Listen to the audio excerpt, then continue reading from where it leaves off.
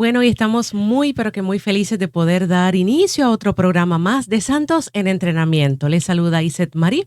Y bueno, muy agradecidos de nuestro Padre Celestial que nos da la oportunidad para encontrarnos nuevamente y poder, bueno, aprender un poquito más de la historia de los santos, en la cual nos van a ayudar a poder llegar a los pies de Jesús día a día, poquito a poquito, trabajo en trabajo. Así que bueno, estoy muy contenta pues porque sin más me gustaría pues presentar en el día de hoy. Bueno, siempre tenemos a la Virgen consagrada, Carmen China Briceño, que es la que nos dirige, la que nos va llevando poco a poco en esta aventura de entender realmente a cada santo, pero también tenemos en este programa a nuestro queridísimo Padre Guillermo González. Ya le digo queridísimo, pues porque es el sacerdote asignado a la misión de San Gabriel aquí en Manassas Park. ¡Ta, ta, ta, ta!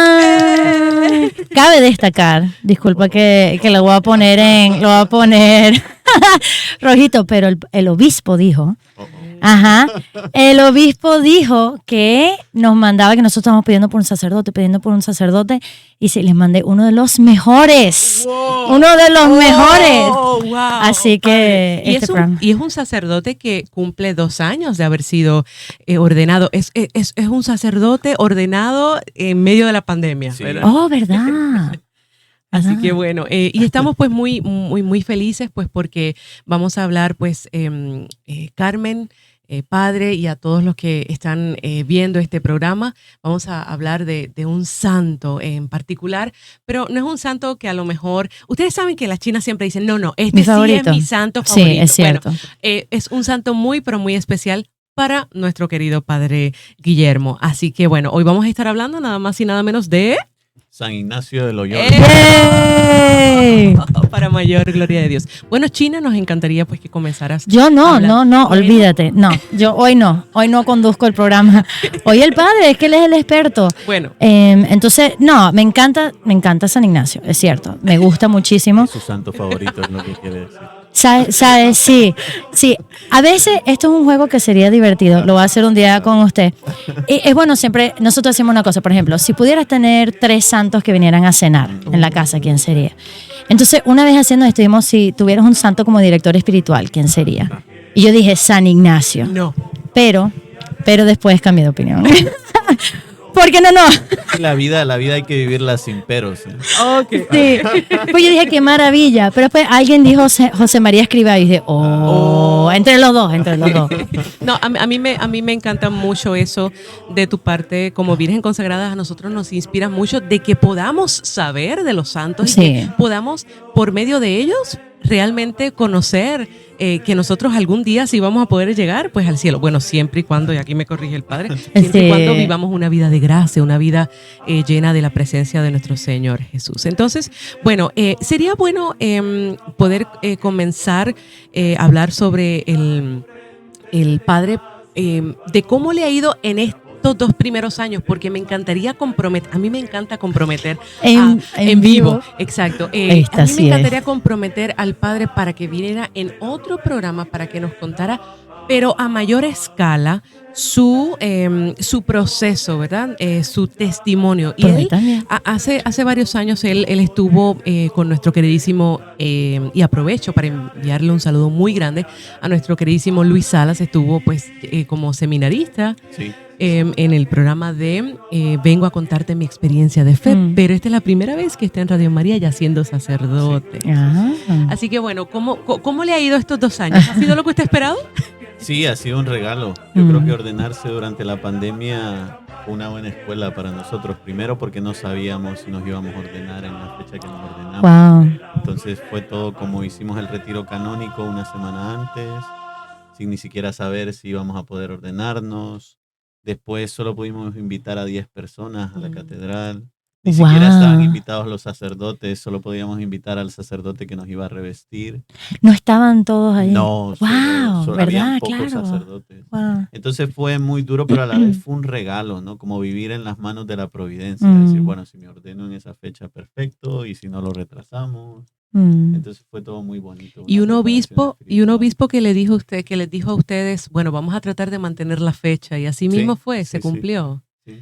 Bueno, entonces, apreciado padre, vamos a hablar un poco, vamos a adentrarnos un poco a lo que es la vida de San Ignacio de Loyola y cómo él llega a ser una figura pues muy importante, ¿verdad? En su vida diaria.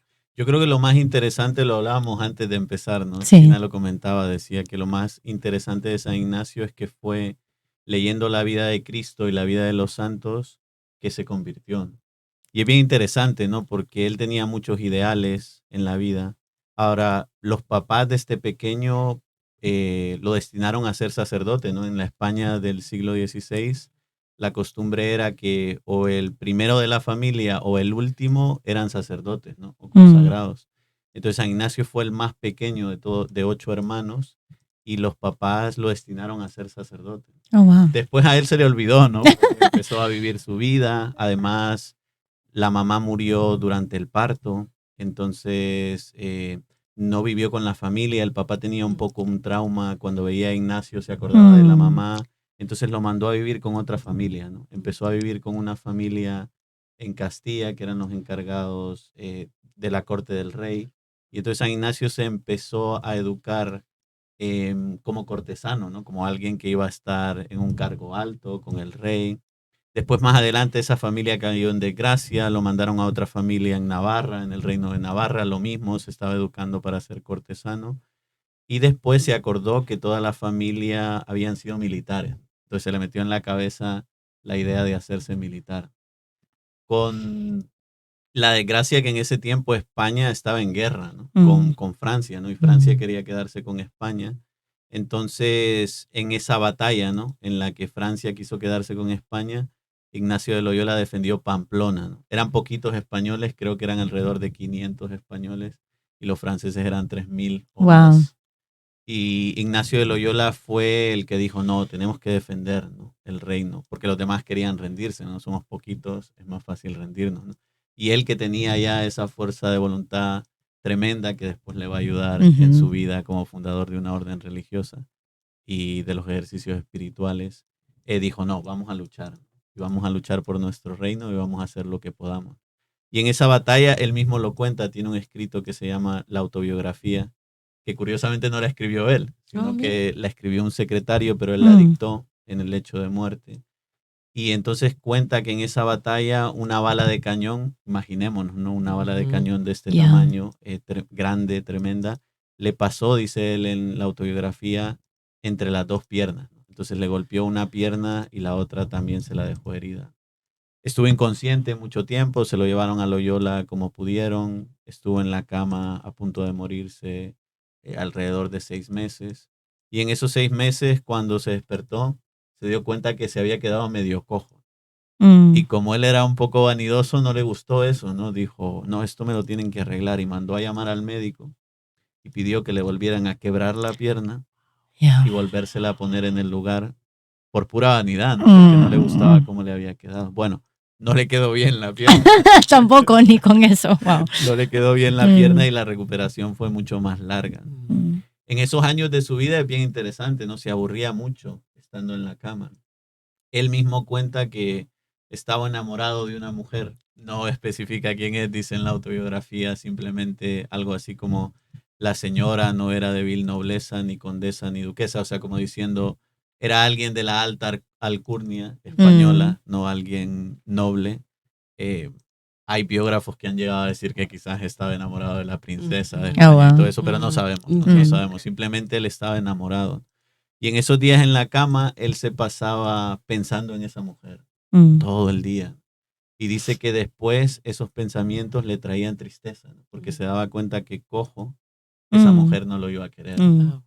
Y entonces se quedaba triste, en desolación todo el día.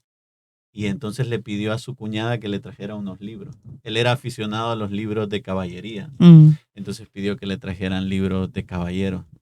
La cuñada no se los pudo conseguir, ¿no? Los únicos 2 libros que le consiguió fue La vida de Cristo y el Flos Santorum, que es la vida de los santos.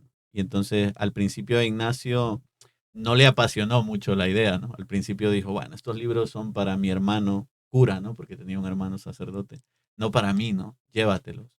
Pero se aburría tanto que los empezó a leer, ¿no? Y de repente, cuando empezó a leer la vida de los santos, sobre todo marcaron mucho su vida, la vida de San Francisco de Asís y Santo Domingo de Guzmán. Empezó a ver la vida de los santos y a preguntarse, bueno, ¿y si San Francisco hizo esto? Yo también puedo. ¿Y si Santo Domingo hizo esto? Yo también puedo. Y dice que esos pensamientos, al contrario que pensar en la mujer que amaba, le traían alegría.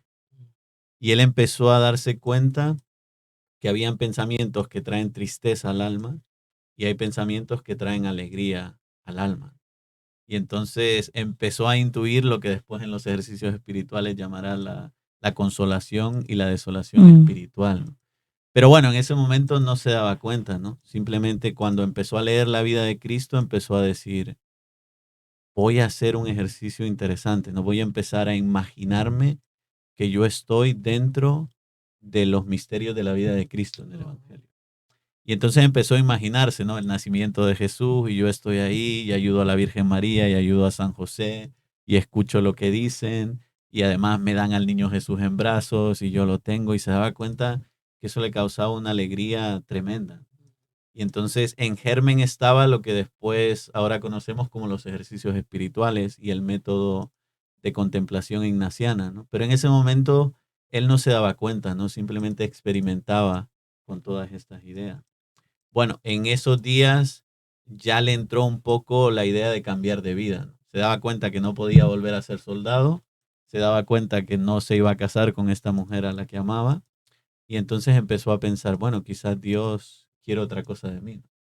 Y en esos días habló con su hermano porque le entraron deseos de irse de peregrino a Jerusalén. Por eso muchas biografías de San Ignacio se titulan El Peregrino, ¿no? Oh, Por toda la vida, excelente. ese deseo que tenía él de peregrinar a Tierra Santa. O sea, ¿su hermano lo dirigió espiritualmente o él tuvo...? En realidad, no, al revés, el hermano no quería, ¿no?, que se fuera de peregrinación a Jerusalén, ¿no?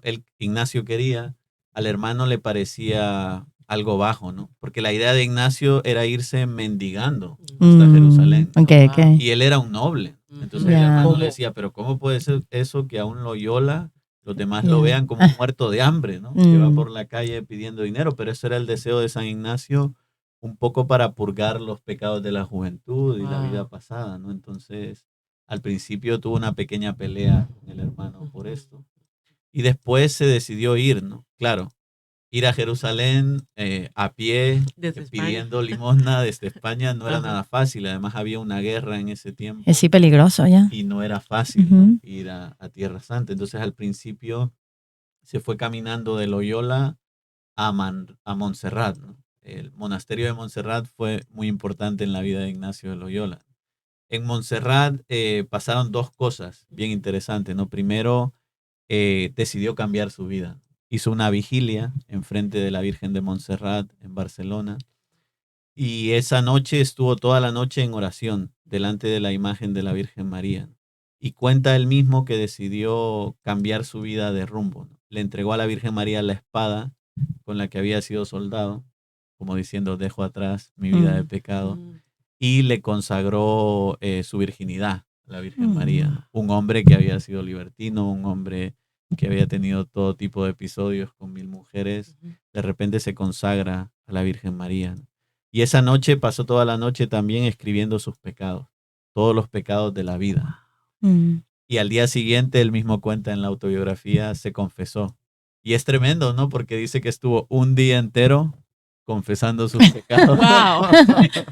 Wow. Confesando sus pecados a un pobre benedictino del monasterio de Montserrat. Entonces, yo siempre que pienso esto, digo, es tremendo porque vivimos en una sociedad ahora donde nos cuesta reconocer nuestros pecados, ¿no? Yo me he cruzado con mucha gente que muchas veces me dice, padre, yo soy buena gente, yo no cometo pecados. Y ver a un Ignacio de Loyola que se daba cuenta hasta el detalle de todos sus pecados, muestra un hombre que se empezaba a enamorar de Dios. Esto es una constante en la vida de los santos. Los santos, como están tan cerca de Dios, aunque son gente buena, conocen todos sus defectos muy bien y se consideran pecadores ellos antes que nadie. Entonces, bueno, eso cambió la vida de Ignacio, ¿no? Se confesó en esa noche. Cerca de Montserrat hay otro pueblito. Estos dos lugares se pueden visitar todavía, ¿no? Si uno va a Montserrat, a la Virgen de Montserrat, Ahí hay una escritura que habla que Ignacio de Loyola pasó ahí una noche entera, ¿no? Rezando delante de la Virgen. Montserrat, que es un pueblito que está al lado, Ignacio de Loyola iba a Montserrat a esconderse a una cueva, a hacer penitencia todas las noches. Tuvo una primera etapa en la que pensaba que Dios no le había perdonado los pecados. Eso es una enfermedad espiritual que se llama los escrúpulos. O sea, Ignacio de Loyola tuvo muchos escrúpulos. Pensaba que era tan pecador que Dios no le podía perdonar. Entonces se iba todas las noches a la cueva de Manresa a flagelarse, porque él pensaba que Dios le iba a perdonar los pecados flagelándose. En ese tiempo comía poco, ¿no? Mendigaba durante el día y todo lo que recogía se lo llevaba a unos enfermos de un hospital en Manresa y él comía poco o nada.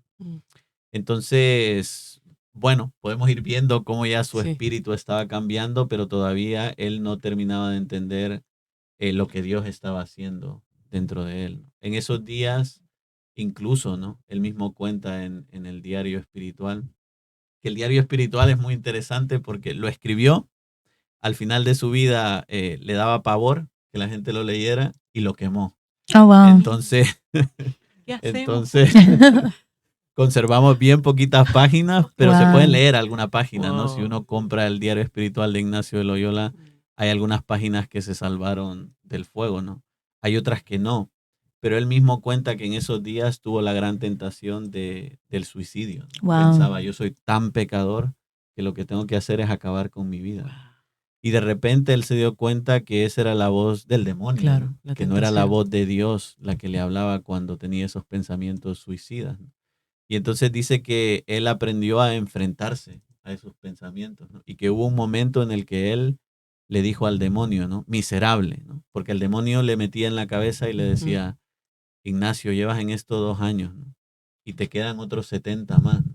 Vas a poder aguantar 70 años más. Esa era la tentación, ¿no? Y entonces él dice que venció la tentación diciendo, miserable, ¿no? Tú no me puedes prometer ni un minuto de vida. No me estés prometiendo 70 años. Wow, yeah. Porque no me los puedes prometer.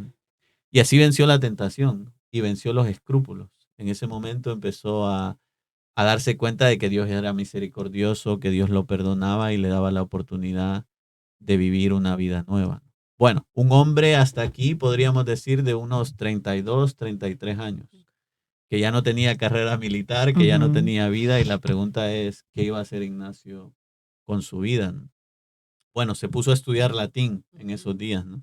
Los que estudiaban latín eran los niños, ¿no? No los adultos. Entonces Ignacio con 32, 33 años se fue a una escuela de latín en Barcelona con niños, lo cual nos habla de una gran humildad, ¿no? El mismo profesor de latín cuenta que se sorprendía ver cómo Ignacio interactuaba con los niños que estaban en la clase, ¿no? Pero padre, estudió latín, ¿por qué?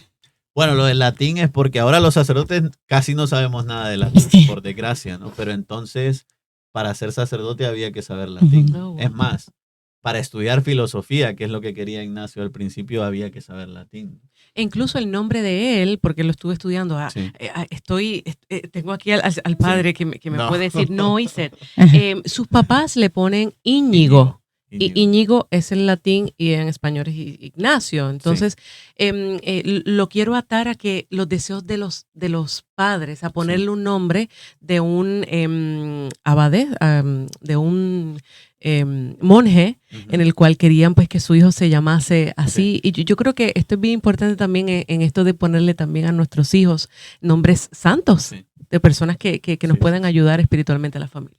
Sí, Íñigo López de Loyola, porque era del pueblo de Loyola, ¿no? Así como Francisco de Asís, su apellido no era de Asís, claro, era del pueblo de Asís, ¿no? Entonces ha pasado a ser de Ignacio de Loyola porque era del pueblo de Loyola, pero el apellido real era López, ¿no? Él mismo cuenta también en la autobiografía que se cambió el nombre, ¿no? Eso de Íñigo era un nombre vasco, ¿no? Del País Vasco, del norte de España.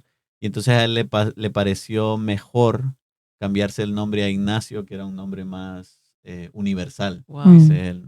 y que además él tenía mucha devoción a San Ignacio de Antioquía. Ahí ¿no? está. Y ahí De Antioquía, ahí me está. encanta él. Wow, qué y ahí le bien. vino un poco la idea de Excelente. Wow. convertirse en Ignacio. Vale, le voy a decir una cosa. Sí. Nada, la mayoría no lo sabía, te voy a decir algo. No te Vale. creo. No, de verdad, de verdad. Había muchas cosas que sí, pero estoy aprendiendo muchísimo. Wow, Qué excelente. bien, qué bien. Siga, que Bueno, me gusta. entonces nos quedamos en lo más difícil, en el Sí. latín, ¿no? Ok. Entonces Ujú. aprendió un poco de latín y después se fue a estudiar filosofía, ¿no? En esos tiempos, para estudiar filosofía en España, lo mejor era ir a Salamanca, ¿no?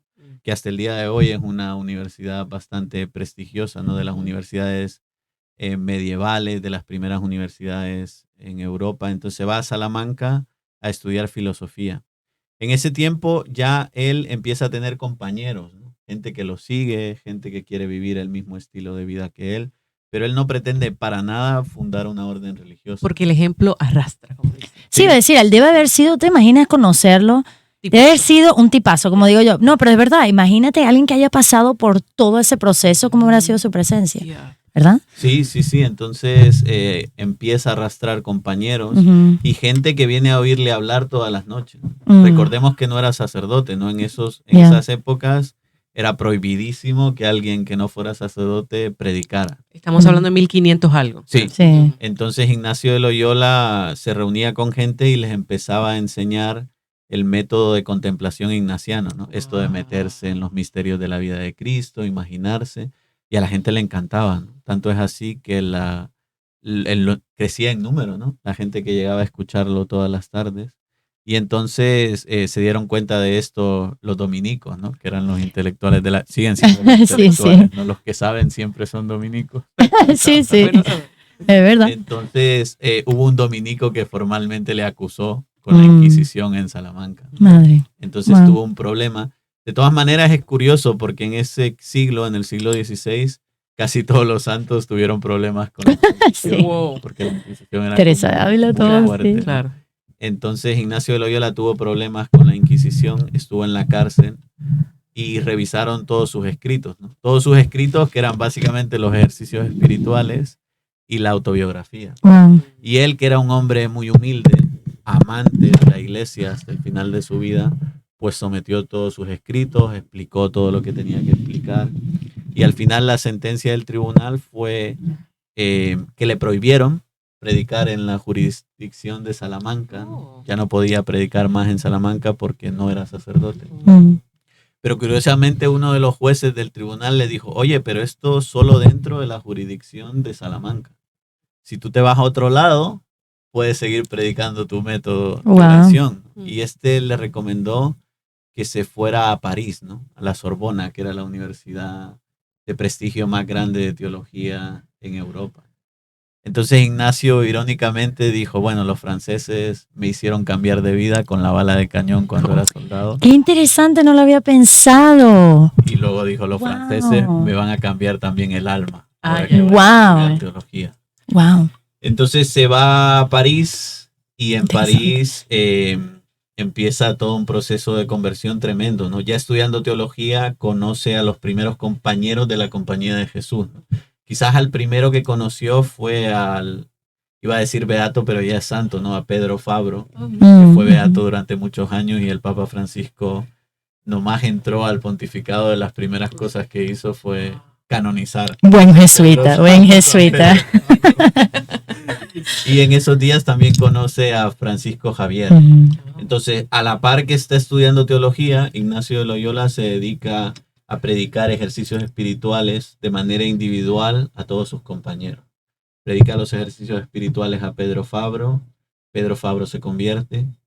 Está intentando conquistar a San Francisco Javier, aunque él mismo cuenta que veía que San Francisco Javier era un vanidoso, que había ido a París a conseguir fama y dinero, ¿no? Y prestigio. Pero dice él, pero yo reconocía en Javier un montón de virtudes. Y decía Ignacio, tiene una frase que es tremenda, ¿no? Dice, yo sabía que si yo ganaba a Javier para Cristo, Javier iba a ganar para Cristo a mucha gente. Wow. Y que fue lo que luego Sí. pasó, ¿no? Porque lo hemos conocido por la historia, ¿no? Pero en esos días, dice San Ignacio que cuando se cruzaba con Francisco Javier, no le decía nada más que repetirle una frase del Evangelio. No le decía, Javier, ¿de qué le sirve al hombre ganar el mundo entero si pierde su alma. Ay, Bueno, pues Esos amigos que te meten el dedo en la llaga todo el esos tiempo. son los buenos. Esos son los buenos, Esos ya. son los que hay que mantenerse. Ya. entonces siempre que se lo cruzaba por el pasillo de la universidad le decía eso, ¿no? Y eso fue entrando dentro de la cabeza y el corazón de Francisco Javier. Y decidió Francisco Javier hacer ejercicios con Ignacio de Loyola. Y se convirtió, ¿no? Esto fue el germen de lo que ahora nosotros llamamos la Compañía de Jesús, ¿no? O los jesuitas. Pero fíjense, quizás no lo he dicho y tengo que decirlo, ¿no? Es decir, a veces pensamos en el libro de los ejercicios espirituales como algo intelectual, como, bueno, Ignacio de Loyola se sentó y lo pensó. Y lo eso era lo que le iba a escribió. preguntar. ¿Cómo fue que hizo? Claro. Ok.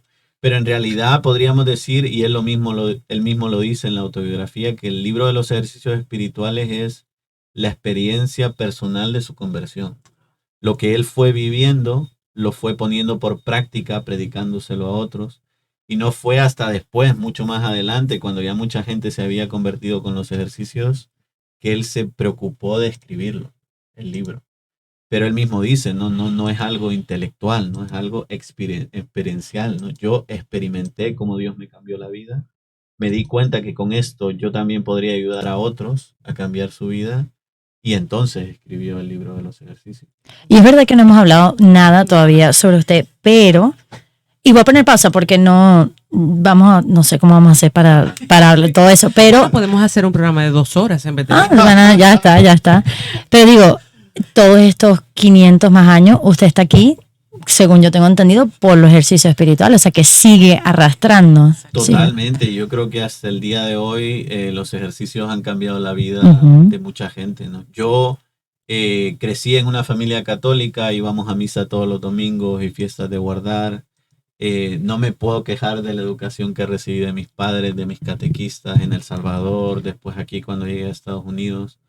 Pero yo no había aprendido lo que significaba hacer oración, de verdad. ¿No? Entonces, alguien me invitó cuando tenía 15 años a un retiro en silencio. 15 años. ¿Retiro de qué? A un retiro en silencio. Silencio. Que en realidad es como una especie de ejercicios espirituales, pero solo un fin de semana. Yeah. Entonces, yo al principio no me entusiasmó mucho la idea, tenía 15 años. Entonces, silencio.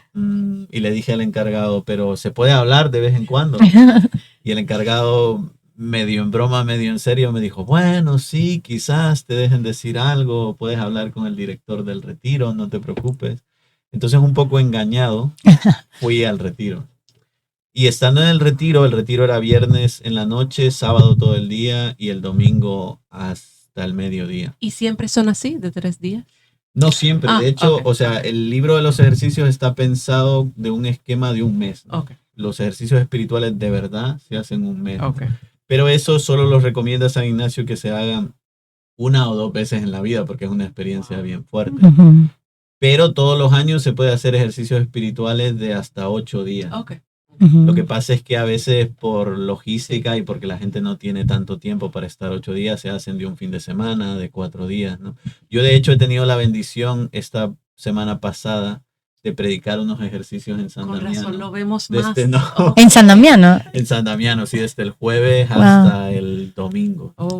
Y fue una experiencia muy bonita porque uno puede ir viendo cómo San Ignacio y el método de oración ignaciano, en realidad el evangelio, ¿no? Sí. Va cambiando la vida de las personas, ¿no? Pero bueno, volviendo a mi experiencia en el retiro, yo me acuerdo que me aburría tanto el viernes en la noche en el retiro que yo le dije al encargado, yo me voy. Yo agarro mis cosas y me voy. Y el encargado se rió un poco, ¿no? Era un viernes en la noche, el retiro era en San Felipe, en Falls Church, y me dijo, bueno, son las 7 de la noche, tenemos que llamar a tus papás, te tienen que venir a recoger. ¿Por qué no te quedas, no? Quédate hasta mañana y ya veremos. Y entonces me dio una vida de San Ignacio de Loyola para leer esa noche. Y todo esto que yo les he contado ahora lo leí en esa noche, ¿no? Porque yo me aburría tanto que me puse a leer el libro. Y me apasionó, ¿no? La vida de San Ignacio hasta el punto que sentí una conexión como yo no había sentido nunca con un santo, ¿no? Yo dije, esto es muy interesante, ¿no? O sea, hay como muchas cosas en paralelo de la vida de San Ignacio con la mía. ¿Y usted le gustaba leer o era algo que...? No, para nada. O sea, yo era un adolescente en edad de adolescencia al que no le gustaba leer, ¿no? Pero, o sea, me aburría tanto, como le pasó al pobre de San Ignacio también. Por eso digo que qué interesante la misma historia de casi de conversión. Me aburría tanto que me puse a leer el libro. Y me encantó tanto que al día siguiente dije, bueno, yo tengo dos opciones. Llamar a mis papás e irme o intentar disfrutar del retiro, ¿no? Y entonces empecé a intentar usar el método ignaciano. Es decir, en las meditaciones intentar usar la imaginación para meterme dentro de la escena. Y eso me cambió la vida porque de repente me di cuenta que sabía rezar, que tenía un método para rezar, que rezar era pasar tiempo con Jesús. Pero a los 15 años, qué maravilla. Y si la persona llega en estos momentos, 15 años sería el padre. Sí, qué increíble. Pero, o sea, eso me cambió la vida. De repente me di cuenta, primero, que Jesús está vivo, ¿no? Que es una obviedad. Pero a veces no es tan obvio, ¿no? A veces uno va a misa, practica los sacramentos, pero como que tratamos a Jesús como un muerto, ¿no? Y en esos ejercicios aprendí que Jesús estaba vivo y otra cosa, ¿no? Que yo tenía que hablar con Jesús todos los días. Y esto fue tremendo porque salí del retiro, yo me acuerdo, con la convicción de que iba a rezar todos los días. Tenía 15 años. Entonces me encerraba en mi cuarto 10 o 15 minutos y hacía oración, ¿no? En mi cuarto. Entonces eso fue un primer indicador para mis papás que algo estaba cambiando en mi vida. De repente mis papás dijeron, ¿qué le pasa a este? ¿No? Y empezaron a preguntarme qué es lo que estaba pasando. Y yo les conté lo que les acabo de decir a ustedes, ¿no? Que yo me daba cuenta que la oración era una necesidad, ¿no? Y ahí se desmayaron sus amados. Probablemente. Wow. Que si yo creía en Jesús tenía que hablar con él todos los días. Y bueno, eso en ese momento ni se me pasaba por la cabeza lo de ser sacerdote, ¿no? Yo ni me lo había planteado. Pero en otros retiros yo me comprometí a ir a estos retiros una vez al mes. Oh, wow, qué bien. No me pregunten, ¿no? Yo quedé tan apasionado de hacer oración en el retiro que dije, voy a ir una vez al mes. ¿Y esto en esta diócesis? ¿Sí? Entonces, ¿se dan? Sí, yo creo perdón, es que nunca he ido. Necesito uno para hay muchas oportunidades. Yo conozco un grupo que se llama Teliventer Sociare, que se dedica a hacer esto, ¿no? Jornadas de un día para gente que quiera hacer oración. Y conozco otro grupo que se llama Hogares de Santa María, que también hacen retiros en silencio de un día para personas. Pero hay más grupos, ¿no? Más grupos que organizan retiros o jornadas en toda la diócesis. Bueno, sabemos que para nuestra comunidad aquí de Manasa va a ser... vamos a poderlo disfrutar. Realmente, sí. Sí, entonces esto de hacer oración a mí me cambió la vida, ¿no? Me acuerdo que ya como en el tercer o cuarto retiro yo fui a confesarme.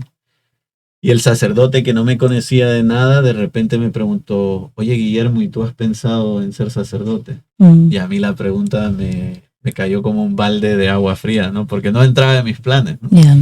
Porque entonces, usted vivía en una familia, usted veía a su mamá y a su papá. Sí, o sea, el ejemplo, ¿no? Yo creo que nos ha pasado un poco a todos. Yo veía a mis papás, que todavía no son santos, están luchando ahí para ser santos, espero.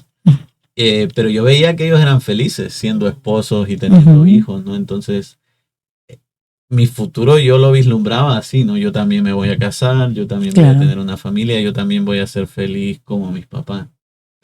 Pero de repente todo esto de Ignacio de Loyola y la vida religiosa empezó a resonar en mi cabeza. Y en ese retiro fui a confesarme y el sacerdote me dijo, lo de Guillermo, ¿has pensado en ser sacerdote? Y yo me acuerdo que le respondí de una manera casi maleducada, ¿no? Le dije, padre, no lo he pensado y no lo voy a pensar. No me lo vuelva a preguntar, por favor. Sería virtuoso por una parte y por otra parte, no tanto, padre. Y el padre se rió, ¿no? Como diciendo, aquí hay algo. Ahí le toqué un nervio. Que es importante. Y efectivamente, después de que el padre me preguntó eso, ya no me pude sacar la pregunta ni de la cabeza ni del corazón. Y eso fue un poco como el detonante. Perdón, ¿y qué edad tenías? ¿Este punto? Yo creo que tendría 16, 17. Ah, bueno, que todavía está súper jovencito. Años, sí. ¿Tú estás viendo esto? No, qué maravilla. Qué hermosa. Perdón, cabe destacar que la invitación de los jóvenes a retiros, yo creo que la gente ni se lo... O sea, no, a ese joven no le va a gustar, pero invítalo. Claro. O sea, dale la oportunidad. Y yo me imagino que en este tiempo en el cual el padre ha sido, está ejerciendo su sacerdocio, ha encontrado a jóvenes y usted se ha visto también. Sí. Imagino que entiende perfectamente lo que está en la cabecita de ese joven y obviamente lo vivió y puede entender. Yo creo que los miedos, ¿no? Le pasaba a Ignacio, me pasaba a mí, creo que nos pasa a todos, ¿no? Como que tenemos nuestros planes. y ya tenemos nuestra vida planeada desde el día en que nacemos hasta que nos vamos a morir. Y el deporte favorito de Dios es cambiarle los planes. Sí. Entonces, como que nos resistimos, ¿no? Hay en nosotros una coraza fuerte en nuestro corazón en el que batallamos con Dios. Y no es, bueno, esto se ve en la vida de los santos claramente, no es hasta que alguien acepta el plan de Dios para su vida y deja que Dios le cambie los planes que las personas pueden ser plenamente felices. Pero ese esquema no entra en nuestra cabeza, ¿no? Si yo le preguntara, siempre se lo digo a los jóvenes molestándolos, ¿no? Si yo les preguntara a ustedes qué es la libertad, ustedes me dirían, Padre, hacer lo que yo quiero, cuando yo quiero y como yo quiero, ¿no? Lo tienen clarísimo. Pero eso no es libertad, ¿no? Eso es libertinaje. Y hay una Santa Maravilla de Jesús, Carmelita, que tiene una frase que es diametralmente lo contrario, ¿no? Señor, lo que tú quieras, Señor, como tú quieras, Señor, cuando tú quieras. Bueno, una mujer enamorada con Dios, ¿no? Que entiende lo que es la libertad, hacer la voluntad de Dios en su vida. Todo lo contrario de nosotros que a veces vivimos al margen del plan de Dios. Claro, completamente de acuerdo, padre, y sobre todo, bueno, entendiendo en ese específico momento de su vida en el cual está viendo cómo San Ignacio le está ayudando a usted en su vida para ver si podía entrar. Entonces luego pues entra entonces al seminario, y no es un seminario de 4 ni 5 años según tengo entendido. ¿Cómo fue su Sí, bueno, eso la verdad es que es una historia interesante, ¿no? Yo en esos días no sabía muy bien lo que quería, ¿no? Entonces, como había leído la vida de San Ignacio, me atraía la vida religiosa, ¿no? Yo fui a hablar entonces con el padre Bachista, que era el director vocacional de la diócesis. Y cuando le conté todo esto que les estoy contando a ustedes ahora, él me dijo, no, sabes, yo veo que tú claramente, Dios te está llamando a la vida religiosa. Entonces búscate una orden religiosa y vete con ellos. Yo en esos días no conocía a nadie, ¿no? Pero resulta que por un amigo común conocí a otro amigo que después fue fraile un tiempo, Fray Saúl Soriano, que éramos muy buenos amigos. Que luego él murió hace unos años, es una historia también bien interesante, ¿no? Quizás otro día puedo venir y compartir. Me encantaría. ¿Cuál es el nombre, perdón? Saúl Soriano. Sí, para apuntar. Pero bueno, en esos días este Saúl Soriano, que no era fraile todavía, me contó que él conocía a los capuchinos en Washington, D.C., ¿no? Y que ellos organizaban retiros vocacionales. Entonces me invitó a uno.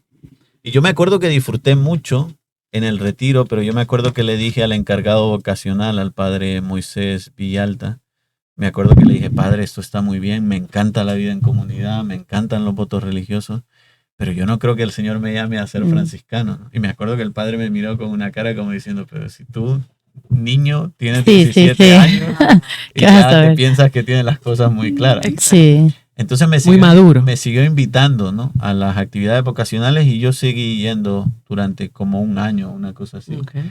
Y de hecho hice muchos amigos, ¿no? Muchos de los que ahora son frailes, nos hicimos amigos en esos retiros vocacionales.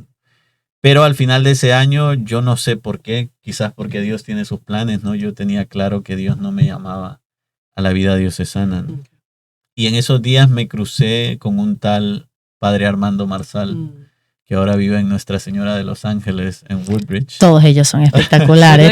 Estamos bendecidos en esta diócesis. Y entonces Armando Marsal me dijo, bueno, le conté un poco todo lo que les acabo de contar y él me dijo, no, tú necesitas un director espiritual.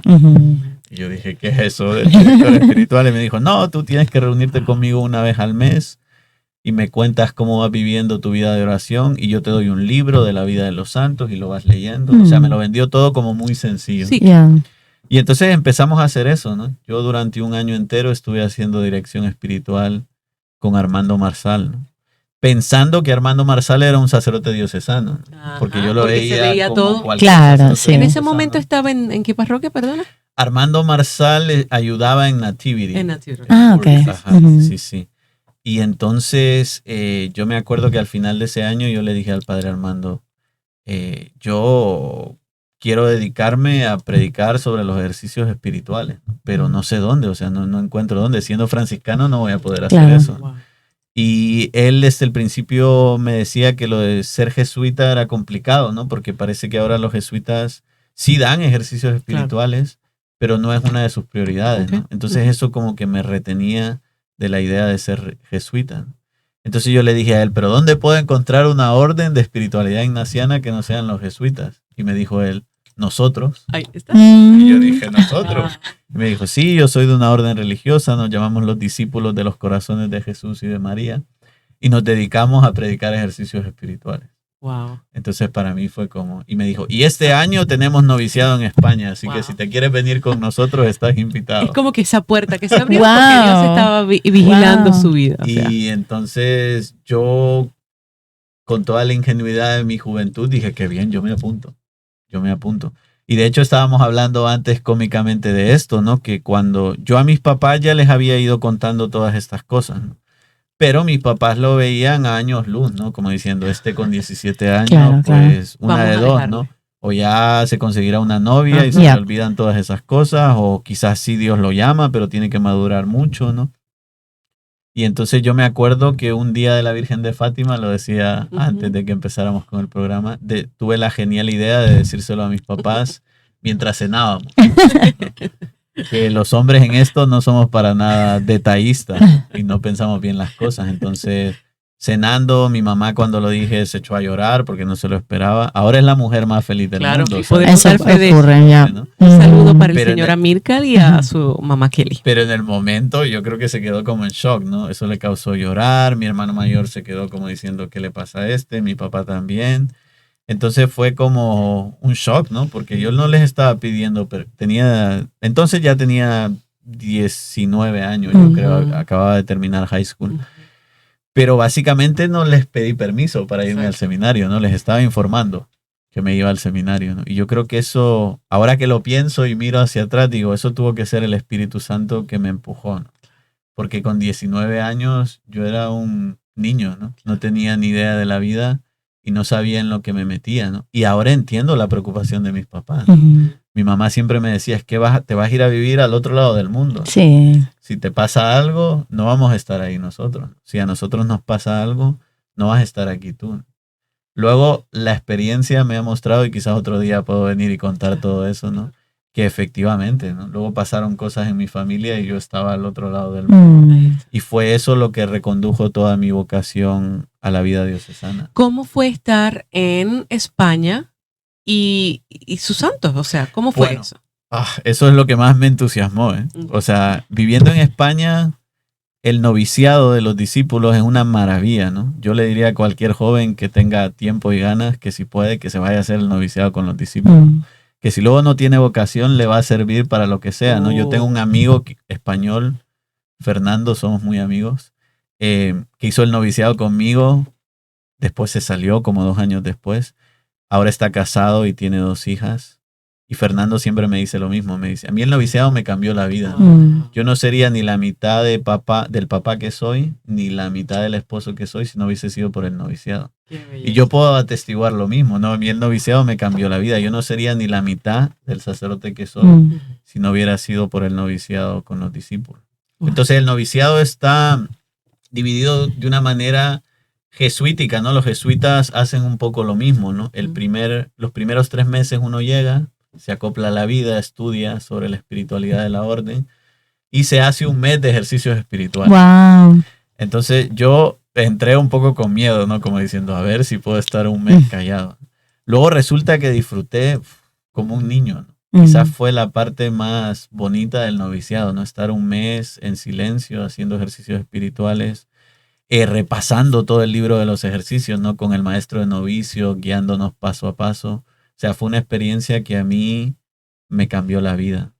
Después de los siguientes 3 meses, había un mes de hospitales, ¿no? Nos fuimos a Barcelona un mes a un hospital que se llama el Cotolengo, que es un hospital en su mayoría de enfermos mentales, pero bueno, todo tipo de enfermos. Y estuvimos un mes viviendo en el hospital Wow. y ayudando, ¿no? Con los enfermos. Yo me acuerdo que también fue una experiencia muy bonita porque Cotolengo está dividido por pisos, ¿no? Yo estuve en el 4º piso, que era el piso de los bebés. Oh. Entonces al principio no me entusiasmaba mucho la idea porque esto significaba cambiar pañales, dar Wow. Y que no había tenido experiencia. escuchar Claro. lloros por todos lados. Entonces al principio, pero luego disfruté, ¿no? Me acuerdo que a mitad de esa experiencia, ya hasta sabía qué niño, qué canción le tenía que cantar para que comiera. O sea, fue una experiencia tremenda, ¿no? Estábamos en ese piso, Fernando y yo, este amigo mío, cuando todavía era discípulo. Me acuerdo que era muy chistoso porque entre semanas solo estábamos nosotros. Pero los sábados venían muchos voluntarios al Cotolengo. Y a ese cuarto piso que era de bebés, ya se imaginarán ustedes que las que venían eran mujeres. Wow. Ah, claro, claro, claro. Entonces la monja, que era la encargada, muy chistosamente, siempre los sábados nos mandaba a otro lado. Vayan a limpiar por ahí, ¿no? Sí, Ustedes sí. no tienen que estar aquí. Claro, Entonces fue muy chistoso, ¿no? En ese mes que estuve en Barcelona, teníamos algún día libre y tuve la oportunidad de ir a Manresa y a Montserrat, ¿no? Estos lugares de los que hemos hablado antes. Y a mí eso me cambió la vida, ¿no? Yo dije, esto es tremendo, ¿no? Es que estoy en los lugares donde San Ignacio se convirtió, ¿no? ¿Y él está enterrado allí? Perdona que le interrumpa. San Ignacio está enterrado en Roma. Okay. En Roma, Oh, sí. Pero en el Jesús se llama. Bellísima esa iglesia, tienes que ir. Perfecto. Ahí yo creo que está la mano de San Francisco Javier. También. Sí. Bellísimo. Pero bueno, entonces conocí esos lugares y ese mismo año hicimos una peregrinación a Loyola y conocí el castillo de Loyola. Y es bien bonito porque ahí en el castillo de Loyola los jesuitas tienen ahora como una capilla y hay una inscripción muy bonita que dice, aquí se entregó a Dios Íñigo López, ¿no? San Ignacio de Loyola. Entonces fue una experiencia muy bonita. Bueno, después del mes de hospitales, lo puedo contar hoy, ¿no? Porque estamos en la fiesta, ¿no? Después de los ejercicios espirituales, hicimos una peregrinación, ¿no? Nos fuimos a hacer el Camino de Santiago. Wow. Y entonces fue una experiencia muy bonita porque parte de la idea es, íbamos sin el maestro de novicios, solo los 7 novicios, así que ya se imaginarán. Había un encargado y todo eso, pero bueno, nos dábamos algunas licencias que no Y entonces parte del plan era no gastar dinero. Entonces gastábamos lo mínimo para la comida, pero habíamos acordado que no íbamos a gastar dinero para albergues, ¿no? Ni nada de eso. Y en el Camino de Santiago, algo de dinero hay que gastar para albergues, ¿no? Claro. Porque si no, algún día te toca dormir en la calle. Y entonces fue providencial que casi en todos los lugares nos dejaban dormir en la sacristía de la iglesia o en este otro lugar, ¿no? Como éramos seminaristas, novicios, tuvimos casi todas las noches, a veces incluso en los albergues, no nos cobraban, nos dejaban dormir ahí. Yo creo que de los 25 días que tardamos en hacer el Camino de Santiago, quizás hubo un día que dormimos en la calle, ¿no? O 2, pero muy poquitos, ¿no? Y fue una experiencia, otra vez, que a mí me cambió la vida. Fíjense que los jesuitas hacen este esquema un poco como siguiendo la vida de San Ignacio, ¿no? San Ignacio iba a un hospital, San Ignacio hizo los ejercicios espirituales, San Ignacio fue peregrino, ¿no? Entonces era como un poco revivir en mi propia vida la vida de San Ignacio. Wow, qué belleza. Bueno, a nosotros nos quedan escasamente 10 minutos, China. No, ya va, padre, se va a tener que quedar. Por favor. Se va a tener que quedar. Estamos aquí mal.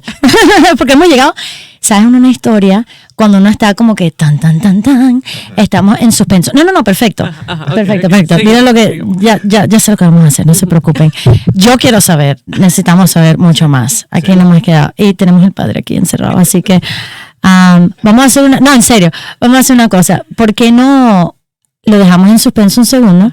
Terminar en oración como siempre hacemos. Y continuamos. Claro que sí, claro que sí. ¿Okay? Bueno, pues entonces pedimos que el padre... Pues, sí, el padre si puede concluir el programa y después seguimos. Muy bien. Comencemos con concluir una oración de esta primera. Esta de San Ignacio Loyola, parte 1. Sí. Y sería la oración final y su bendición, por favor. Sí, por favor. Muy bien. Bueno, pues vamos a empezar esta oración en el nombre del Padre y del Hijo y del Espíritu Santo. Amén. Señor, te pedimos en esta noche que abras nuestros corazones y nuestras mentes para dejar que tú nos cambies los planes.